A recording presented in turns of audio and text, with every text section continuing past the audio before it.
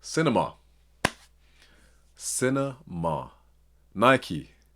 By the way, I don't call it Nike, but for the purpose of the video, I'm going to be saying Nike. It's an American company. It's how the Americans pronounce it. But anyway, Nike. It's good to see you guys finally step up again.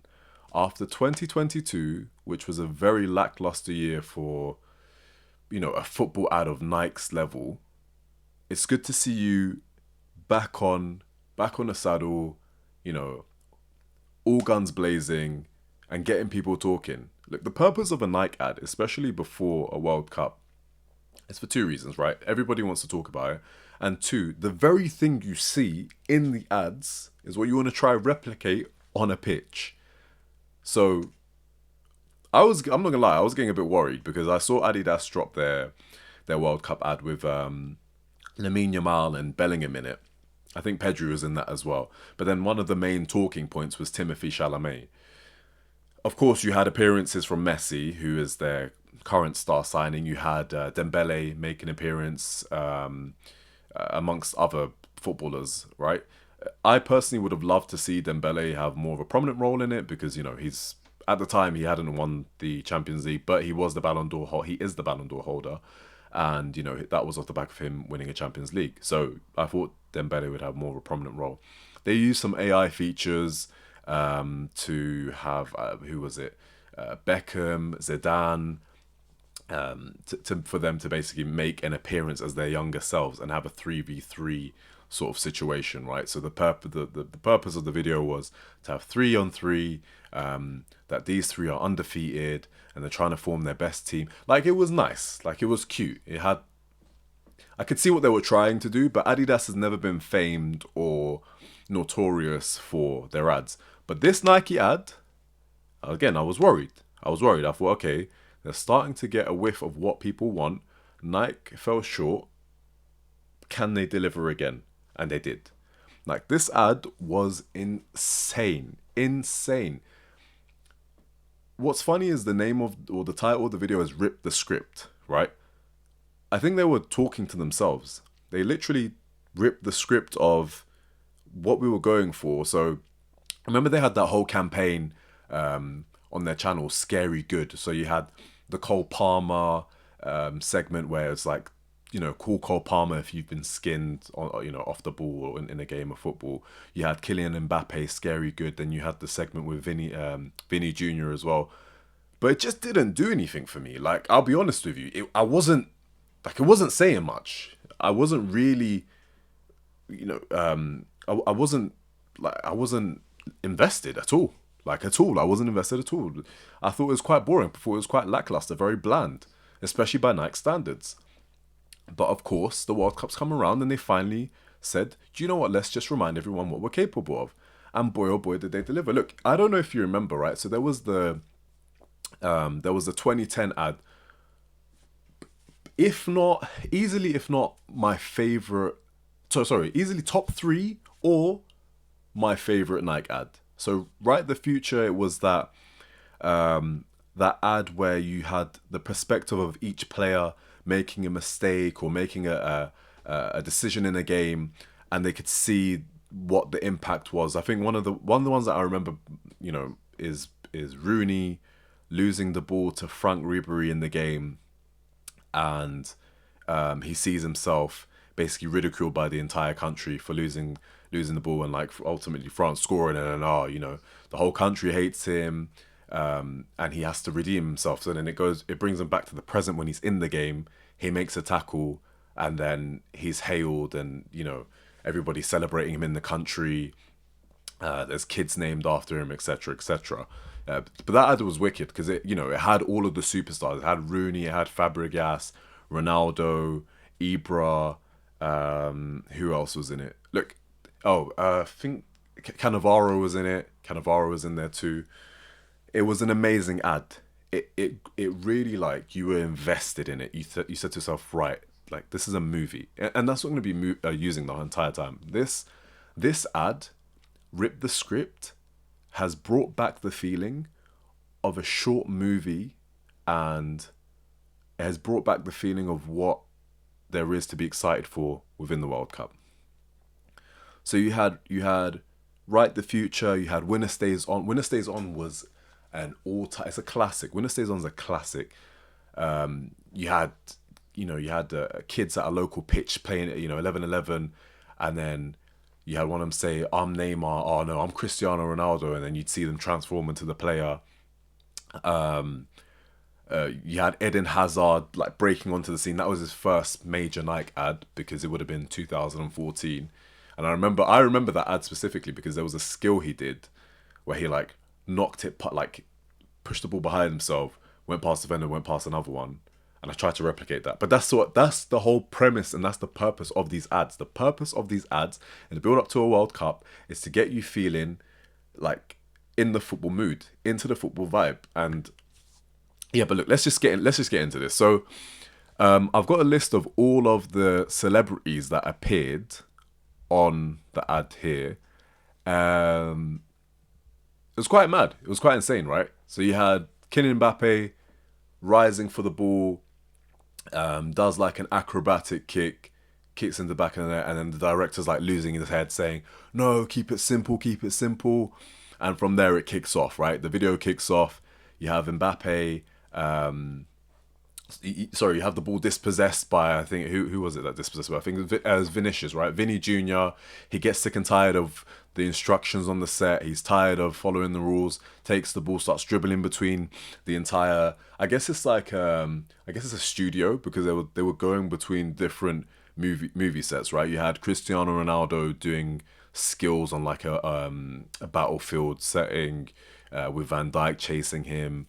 You had Cole Palmer on a set recording a video of Central C, and I think it was Clint 419 from Cortez. He was directing the video, right? You had different scenes and scenarios, so it had to have been a studio. Had to have been.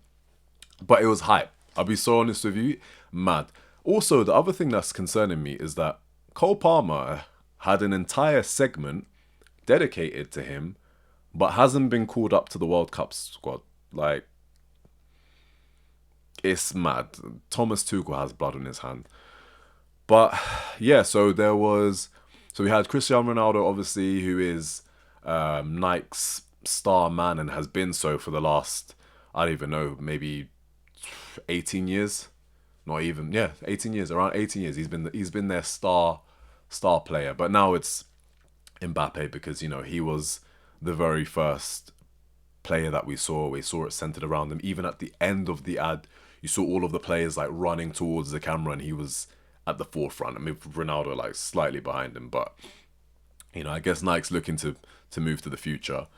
Insane, like I said. So you had different players basically you had Bruno Fernandes in it. Bruno Fernandes like dribbling on a Western style, Texas style set as well. You had who else was on it?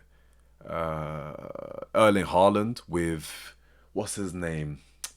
Oh, I've forgotten his name. There's an actor. Channing Tatum. It was Channing Tatum. So it was Channing Tatum dressed as Erling Haaland as a stunt double, I'm guessing, and he's on the side of the set, and those two are waiting together. And Channing Tatum keeps asking him, are we going on now? And Haaland saying, no, just wait. And then you see at the end of the ad, the final ball, which is like crossed in or whatever. There's like a kid chasing after it to hit it into the back of the net. You see Haaland jump up and do his iconic, that sort of the acrobatic side foot goal that he does. Mad, right? By the way, that might be like a point. That'll be pointing us towards him being one of the most prominent Nike figures. Because if you think about it, right? I mean, Erling Haaland is a record breaker, consistently finishing top scorer in the Premier League, has a treble, should have won a Ballon d'Or, arguably. He is, if anything, he's achieved just as much as Mbappe has, right? So it makes sense that he's right at the forefront. Same with Vinny. I think it's Vinny, Mbappe, Haaland. These guys, these three are the ones who Nike are sort of focusing on.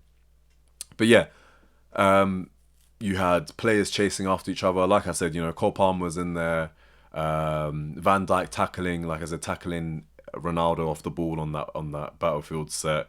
We had legends as well. Ronaldinho was there. But it was, do you know what? It was kind of nice to see him in it. I think it was a bit brief. You know, he's at the top of the set. You know, giving a round of applause to seeing what's going on. He had Zlatan Ibrahimovic, like I mentioned. Didier Drogba was in it. Eric Cantona was in it. Don't know what Eric Cantona was doing in Croydon, by the way. No idea. He was there. He was out there, but I don't know what he was doing. And what was interesting, they brought in other people, right? So Travis Scott, you saw him at the very beginning. Kim Kardashian, you saw. I didn't know Kim Kardashian was a Nike. Oh no, I think she's got like a Skims Nike line or something like that. Like I said, Channing Tatum was there. Central C mentioned him. LeBron James. So then there was the segment where LeBron is sat across from Ronaldo, and those two are sat across from executives, and they're pitching like a film idea for The Last Dance, which is, you know, they bow out from the game, but both of them decline, and you know the ball smashes through the window. Ronaldo chases after it. I guess we kind of got our answer of who's gonna retire first, especially with him chasing the 1,000 goal record. I mean, more life to him, or yeah. But yeah, it really has. I'm not gonna lie to you. This Nike ad it brought back the feeling. Like we've been asking for it. We've been dying for it, asking for it. We've been looking. You know what I mean? And to be honest with you, we have to remember Nike is an American company. America's hosting the World Cup. I think they looked at themselves and said, "Look, we have to deliver," and they did. Oh my God, how could I forget Esteval? Esteval's in it. Obviously, I'm a Chelsea fan, so I'm not gonna. I got gassed when Esteval.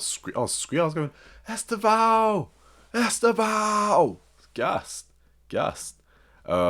It's a shame he can't be at the World Cup. It's a shame he didn't make the Brazil squad, obviously because of his injury. But yeah, this has got me excited for the World Cup, and this is the reason why I'm doing this video. This video is gonna serve as, you know, the prelude to the World Cup coming up. I think it's very appropriate. You know, like I said, it didn't even feel like an ad. It felt like a movie. So we're geared up. We're ready.